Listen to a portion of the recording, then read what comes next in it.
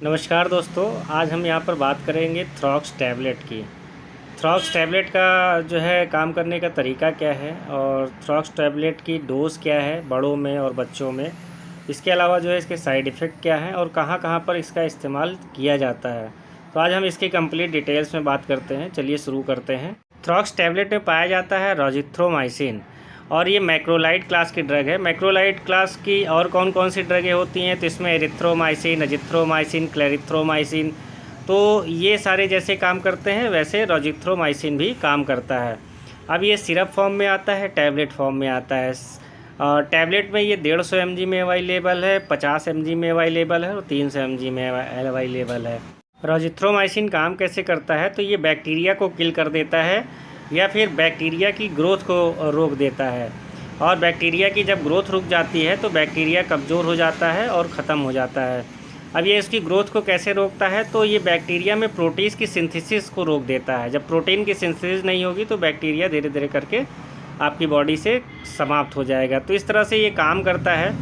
थ्रॉक्स tablet का जो सबसे ज़्यादा इस्तेमाल किया जाता है वो ईएनटी के द्वारा किया जाता है, यानी नाक कान गले के जो डॉक्टर हैं वो इसका बहुत ज़्यादा इस्तेमाल करते हैं क्योंकि उनको इसका रिज़ल्ट बहुत अच्छा मिलता है। इसके अलावा जो दूसरा सबसे बड़ा इसका इस्तेमाल किया जाता है वो जेनाइटल ऑर्गन में अगर इन्फेक्शन है, यानी आपके सेक्सुअल पार्ट में किसी में इन्फेक्शन है तो वहाँ पर भी इसका इस्तेमाल बहुत ज़्यादा किया जाता है।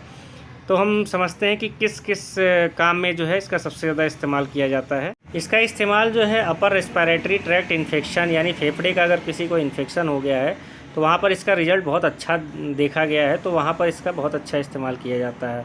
दूसरा जो है फेरिंजाइटिस के केस में इसका इस्तेमाल किया जाता है। फेरिंजाइटिस के केस में क्या होता है, आपको खाने में परेशानी होती है, दर्द होता है, आपका गला फंसा हुआ सा लगता है, तो वहाँ पर इसका रिज़ल्ट बहुत अच्छा देखा गया है। उसके अलावा टॉन्सिलाइटिस, टॉन्सिल्स आप जानते होंगे, जो यहाँ पर एक गोला गोला सा होता है, अगर उसमें इन्फेक्शन हो जाता है तो खाने पीने में बहुत ज़्यादा दिक्कत होती है, गले में दर्द बना रहता है, तो टॉन्सिलाइटिस के केस में भी इसका इस्तेमाल बहुत अच्छा किया जाता है। सिनुसाइटिस के केस में इसका रिज़ल्ट बहुत अच्छा देखा गया है। सिनुसाइटिस का मतलब होता है कि जो ये आपका नोज़ है, नोज़ के जो पैसेज हैं वहाँ पर हल्का इन्फ्लेमेशन हो जाता है और दर्द रहता है, तो उसमें जब इसका इस्तेमाल करते हैं तो उसका बहुत अच्छा रिज़ल्ट देखा गया है।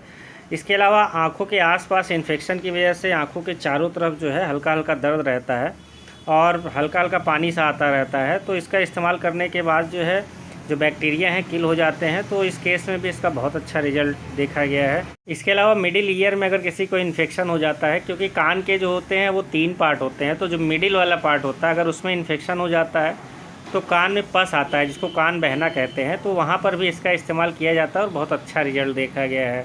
जेनाइटल ऑर्गन में अगर बैक्टीरियल इन्फेक्शन हो गया है तो वहाँ पर भी इसका इस्तेमाल बहुत अच्छा देखा गया है।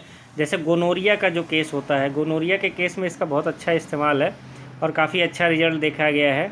और कभी कभी जो है चाहे मेन हो वुमेन हो, उसके यूरिन से काफ़ी बदबू आती है, यानी कि पेशाब से काफ़ी बदबू आती है और कभी कभी इरिटेशन होती है, हल्की जलन होती है, तो उस केस में भी इसका इस्तेमाल एज एंटीबायोटिक किया जाता है, तो इसका रिज़ल्ट बड़ा अच्छा देखा गया है। उसके अलावा सॉफ्ट टिश्यू इन्फेक्शन अगर किसी को हो गया, यानी कि जो है त्वचा से रिलेटेड अगर कोई बीमारी हो गई है तो वहाँ पर भी जो इसको एज एंटीबायोटिक इस्तेमाल किया जाता है। इसके अलावा एक बैक्टीरिया होता है लेजिनेला, तो इसमें जब ये बैक्टीरिया से कोई अफेक्टेड होता है तो उसमें क्या होता है, व्यक्ति को बहुत ज़्यादा बुखार तेज़ आता है। उसके अलावा चेस्ट में पेन होता है और जब चेस्ट में पेन होता है तो सांस लेने में दर्द होता है, तो इस जगह पर भी इसका इस्तेमाल किया जाता है, तो बड़ा अच्छा इसका रिज़ल्ट देखा गया है। अब बात करते हैं थ्रॉक्स टैबलेट का जो है उसका साइड इफ़ेक्ट क्या होता है। तो इसमें वैसे तो कोई बहुत ज़्यादा मेजर साइड इफ़ेक्ट नहीं है, लेकिन किसी किसी को हो सकता है नौजिया, वॉमिटिंग या पेट में दर्द हो सकता है। तो अगर आपको ऐसी समस्या है तो आप अपने डॉक्टर से पूछ के इसको बंद भी कर सकते हैं।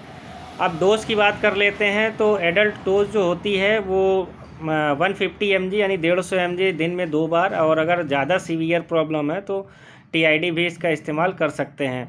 डोज़ किसी भी बीमारी में डिपेंड करता है कि पेशेंट की एज क्या है, पेशेंट का वेट क्या है, तो इन दोनों को देख के ही जो डोज़ डिसाइड की जाती है। यहाँ पर मैं जो डोज़ बता रहा हूँ वो एक जनरल डोज़ है और जो इसका ड्यूरेशन होता है 5 से लेकर 7 दिन तक होता है। अगर सीवियरिटी ज़्यादा है तो ड्यूरेशन जो है इसके कोर्स का बढ़ाया जा सकता है।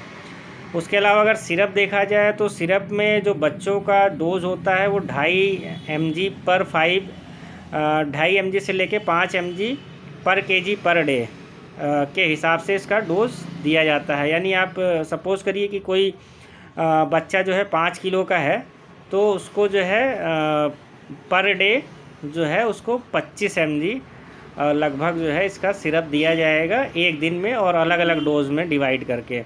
तो ये इसका डोज़ पैटर्न है, इस तरह से इसको डोजिंग की जाती है। तो आशा करते हैं कि आपको ये मेरा वीडियो पसंद आया होगा, और पसंद आया है तो लाइक एंड शेयर करना बिल्कुल मत भूलें, और चैनल पर नए हैं तो चैनल को सब्सक्राइब करना बिल्कुल मत भूलें। आपका बहुत बहुत धन्यवाद।